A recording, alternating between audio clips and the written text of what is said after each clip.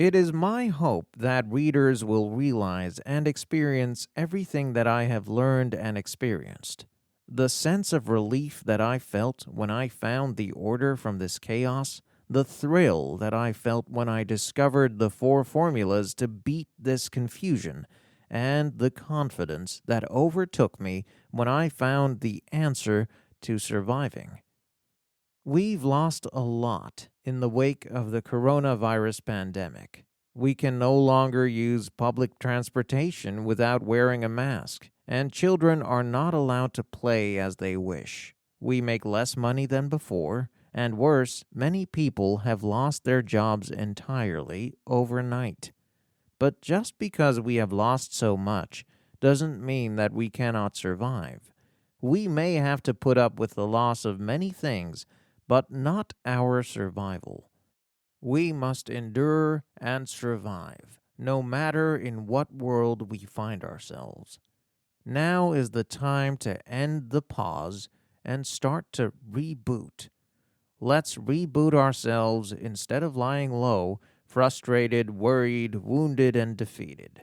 Hope is still with us. M.K. Kim, June 2020. About the translator, Giwa H. Blands.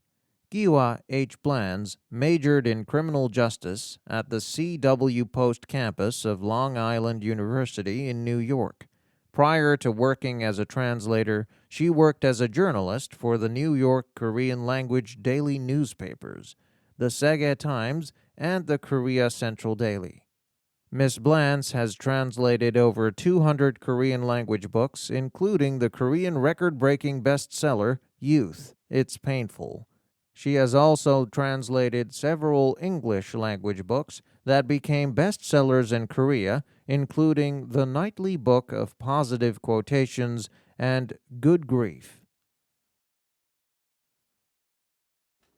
Part 1. Don't be afraid of a grand transition. The time to ask, when can I go back, has passed. Now is the time to take a deep breath and repeatedly ask, how should I prepare for the coming future? It's time to find clues for how to change little by little every day. We must train ourselves for a different way of life so we can enjoy the daily routines of eating, living, learning, and sharing. We must find solutions on our own with a sincere attitude toward life and a passionate attachment to it. Chapter 1. Can we ever go back to the before Corona times? It was not temporary. It was the beginning.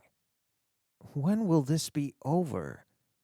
In the beginning, each person I met skipped the usual greeting and asked this question instead. Who knows? I thought it calmed down in a month or two, but here we are. The responses were mostly the same. No one had a clear answer. Next came the stage where everybody consoled each other. It's tough, isn't it? It's all because of this damn virus.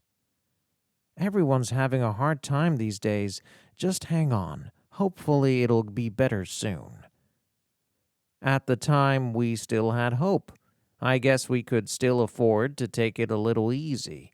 But now, months later, I hardly find anybody having the same conversation. Everybody is experiencing panic in their own way, to varying degrees. This is going to ruin everything. Self-employed small businesses are closing, and larger companies are marching toward bankruptcy.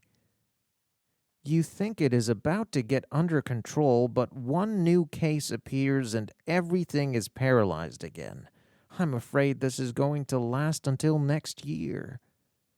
We're feeling instinctively that some tremendous change is on its way, but we only get a glimpse of a dim silhouette, and the effects of coronavirus are so unpredictable that nobody can say definitively what will be next. Yet there is a question that refuses to leave our minds. Someday we'll go back to the days before Corona, won't we?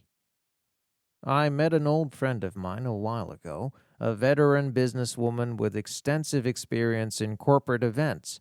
She has such an extraordinary passion and ability that she grew her company to 50 employees just 2 years after starting the business. Despite considerable authority and breadth of experience, her business collapsed irreparably when the coronavirus hit.